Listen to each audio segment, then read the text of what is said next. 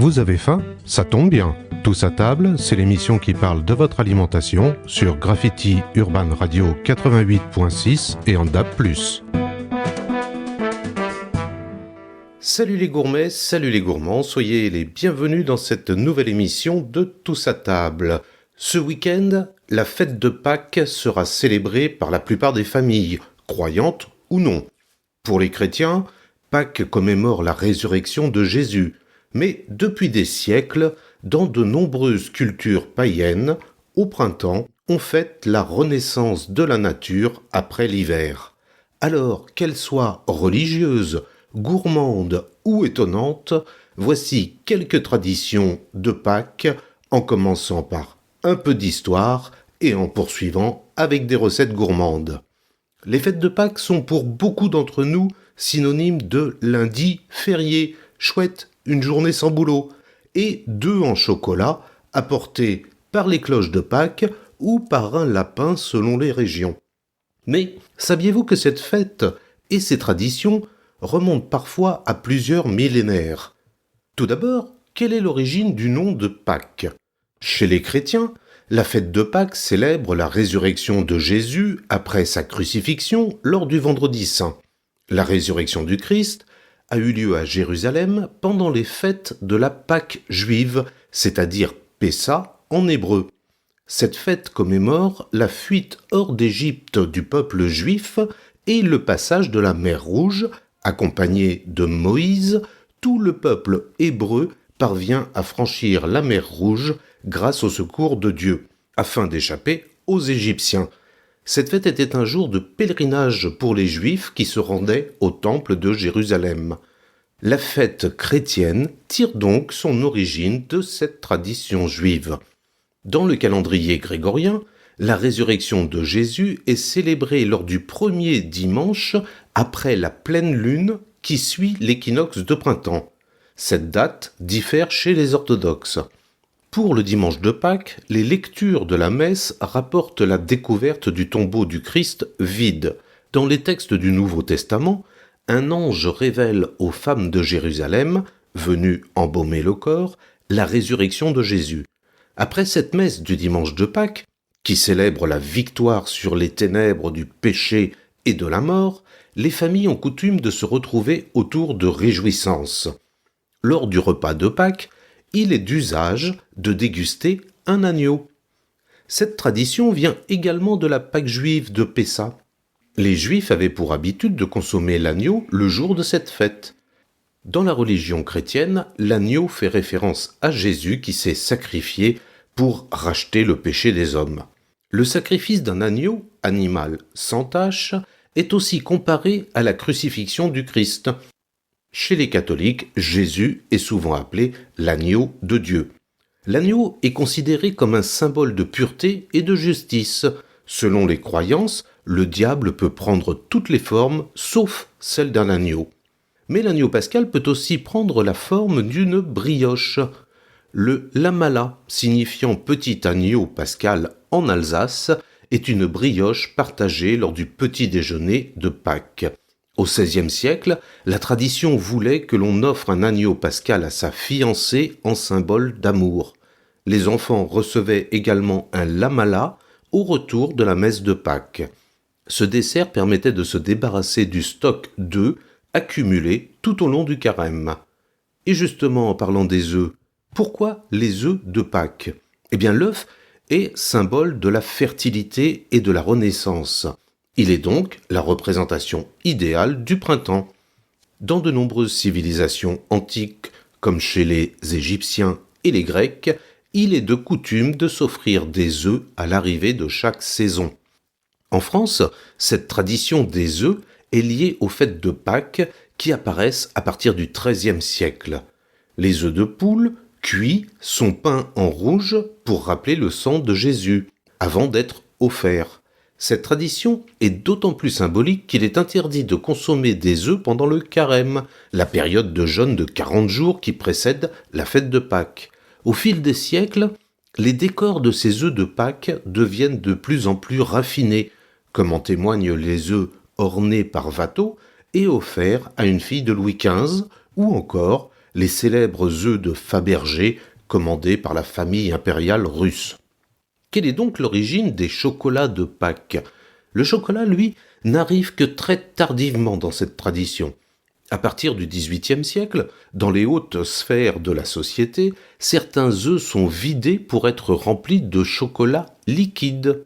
Et ce n'est qu'au milieu du XIXe siècle que la technique permettant de solidifier le chocolat est mise au point. En 1847, des confiseurs inventent un mélange de sucre, de beurre de cacao et de chocolat en poudre qui permet d'obtenir une pâte molle que l'on peut verser dans des moules. Cette recette se démocratise à la fin du Second Empire. Depuis cette époque, les fêtes de Pâques sont associées aux œufs, poules et autres figures en chocolat. Et voici maintenant la petite histoire des cloches de Pâques. Qui apporte donc les œufs de Pâques dans nos jardins et dans nos maisons ? En France, dans la plupart des régions, la tradition est celle des cloches. Parties de Rome depuis le jeudi saint, jour de la semaine sainte où elles ont cessé de sonner, les cloches sont supposées venir le jour de Pâques dans nos églises.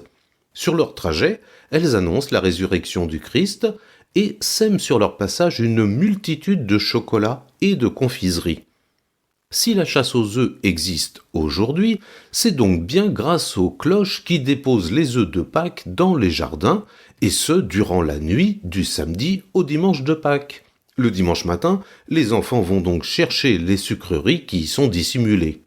Mais il y a aussi le lapin de Pâques. Dans les régions proches de l'Allemagne, selon la coutume germanique, c'est un petit lapin ou un lièvre qui distribue les œufs en chocolat. Comme l'œuf, le lapin est symbole de fertilité et de germination liée au printemps et à la renaissance de la nature. Cette image est utilisée dans la tradition païenne. En Saxe, le lièvre était l'animal totem de la déesse du printemps Éostre, dont le nom a également donné Easter, le mot anglais qui signifie Pâques. Alors si vous voyagez pendant cette période, quelles sont les fêtes et les traditions de Pâques à travers le monde ? C'est une fête religieuse qui est célébrée dans le monde entier, mais avec des traditions et des festivités qui sont bien différentes en fonction des pays. Voici un petit tour rapide du monde et des traditions de Pâques. En Espagne et au Portugal, le jeudi, le vendredi saint et le lundi de Pâques sont des jours fériés. Ils ont plus de chance que nous. Le gâteau typique servi pour cette fête est la mona. Il s'agit d'une brioche dorée sur laquelle on pose des œufs avant de la mettre à cuire. Les festivités sont préparées plusieurs mois à l'avance. On peut donc assister à des processions et des représentations théâtrales organisées durant toute la semaine sainte. Les célébrations catholiques sont également très présentes en Amérique latine avec de grands cortèges, des défilés et des danses. Chez nos voisins anglais, la tradition n'est pas de consommer de l'agneau, mais du jambon, du cochon, qui est le symbole de chance pour les Anglais. La chasse aux œufs de Pâques fait également partie de la coutume et des jeux sont organisés. Dans certaines régions de Grande-Bretagne, à la manière d'Halloween, les enfants vont de maison en maison pour demander des friandises. En Finlande, le déguisement est de rigueur. Déguisés en vieille femme ou en sorcière, les enfants vont quémander des friandises chez les voisins. Cette tradition, vieille d'une centaine d'années, appelée Vipominen, proviendrait d'une ancienne légende selon laquelle les trolls et les sorcières sortaient le vendredi saint et le jour de Pâques. En Pologne, l'eau est le symbole de la vie, et le lundi de Pâques, les amis s'en versent les uns sur les autres à la manière d'une bataille d'eau pour se laver des péchés. Ce lundi est d'ailleurs appelé Smigus Dingus, le lundi mouillé. En Russie, les œufs sont peints et décorés selon une tradition ancienne. L'agneau au beurre ou le jambon au four, ainsi que le kulich, gâteau au rhum et au safran, font partie de la coutume. On retrouve l'agneau, mais aussi la soupe aux tripes et le tsoureki, pain brioché tressé et parsemé d'éclats d'amandes, en Grèce. Sur l'île de Corfou, le samedi de Pâques, à 11 heures précises, les habitants jettent des pots en argile de leur balcon depuis le XVIe siècle. Symbole du soleil, le feu de Pâques est une ancienne tradition qui célèbre le printemps et la fin du mauvais temps en Allemagne. La tradition ne concerne pas les cloches mais le lièvre ou le lapin de Pâques qui apporte les petits œufs en chocolat en les déposant dans des petits nids préparés par les enfants. Aux États-Unis, c'est également le lapin de Pâques qui apporte les chocolats, bonbons et guimauves. Tous les lundis de Pâques, une grande chasse aux œufs est organisée par le président dans les jardins de la Maison-Blanche. Depuis quelques années, en Australie, la prolifération des lapins est un fléau qui provoque des dégâts considérables. Les Australiens tentent aujourd'hui de remplacer le lapin de Pâques par le bilby, un petit marsupial aux grandes oreilles. Aux Bermudes, les habitants se rassemblent pour faire voler de magnifiques cerfs-volants qu'ils ont préparés pour cette occasion des fêtes de Pâques. Et le saviez-vous ? L'île de Pâques perdue dans l'océan Pacifique est appelée ainsi car elle fut découverte par Jacob Roggeveen, un explorateur hollandais, le jour de Pâques en 1722. C'est le moment de marquer une pause musicale avec le groupe Nous étions une armée. Rien que le nom de ce duo est un mystère. Léo Niveau à la voix et à la guitare et Rémi Le Taillandier à la guitare, au clavier et aux machines proposent des textes déclamés en parler chanté avec l'envie d'inventer une nouvelle manière de faire sonner le français. Une poésie urgente et écorchée, voici leur titre « Se perdre ».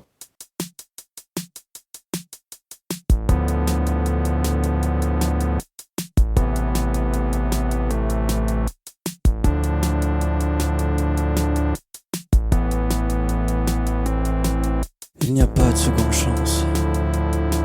Pour moi, il n'y a plus de seconde chance. Trop tard, j'aurais dû dire que je t'aimais, que je t'aimais. J'aurais dû tordre le destin entre mes doigts pour te prouver que je savais, que je savais. Déjà trop loin de toi pour te parler. Il faut se taire.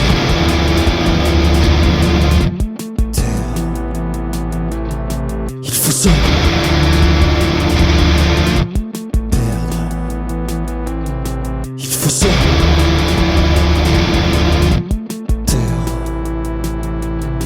Il faut se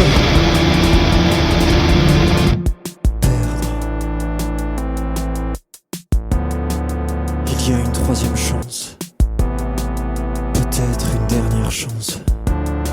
Cette fois, j'aurais dû dire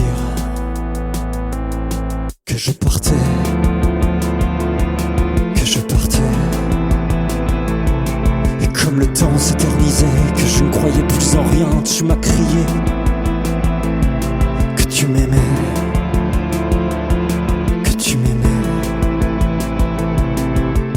Trop près de toi pour te quitter. Il faut se taire.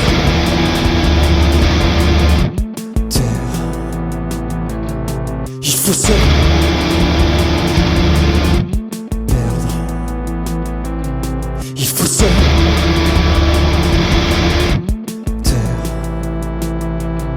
Il faut se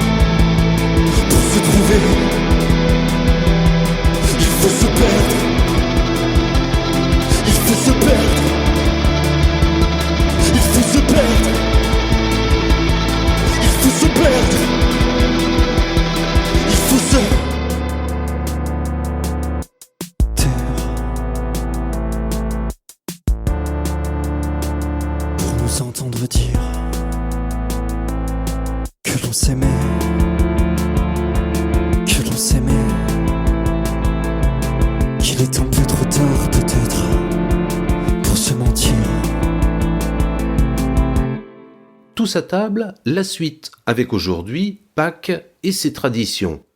Je vous ai parlé dans la première partie de l'histoire des traditions de Pâques et des différentes festivités à travers quelques pays dans le monde. Qu'en est-il des traditions culinaires de notre belle région pour cette fête de Pâques ? C'est ce que je vous propose de découvrir maintenant. Beaucoup de ces traditions culinaires sont à base d'œufs, évidemment. Mais vous savez pourquoi ? Tout simplement parce que les poules ont repris la ponte de plus belle après l'hiver. Il y a tant d'œufs dans les fermes qu'il faut trouver des recettes pour les utiliser. C'est ainsi que l'on profite de l'occasion pour faire en entrée le pâté de Pâques.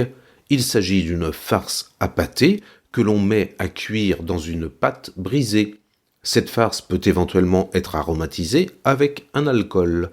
Mais la particularité de ce pâté de Pâques est qu'on y place des œufs durs au centre. Voici donc une entrée riche en protéines et une manière de plus d'utiliser les œufs. Ensuite, pour le plat de résistance, on sert généralement l'agneau de Pâques, le plus souvent sous forme de gigot, accompagné des fameuses mogettes de Vendée, bien évidemment. Et bien sûr, on choisit également un agneau de Vendée. Le mouton vendéen est une race très ancienne. La population d'origine a été croisée à plusieurs reprises au cours de son histoire. Une première fois au XIIe siècle, lorsque les Hollandais sont venus pour assécher les marais de Vendée. Et une seconde fois, une croisée a été réalisée à la fin du XIXe siècle avec des races bouchères anglaises. Le mouton vendéen, à la toison blanche et à la peau grise, est assez rustique et il s'adapte à différents types d'élevage. Il est prolifique et a surtout de très bonnes aptitudes bouchères. Les brebis vendéennes sont très prolifiques avec en moyenne 1,75 agneaux par brebis et par an. Les agneaux de Vendée seront donc parfaits pour vos recettes de Pâques, comme par exemple la recette de l'agneau de 7 heures en cuisson basse température. Et pour terminer le repas de Pâques, là encore, les œufs sont à l'honneur. C'est ainsi que l'on profite de l'occasion pour faire le fameux fion vendéen, ce dessert traditionnel qui est un flan à pâte épaisse et très haut.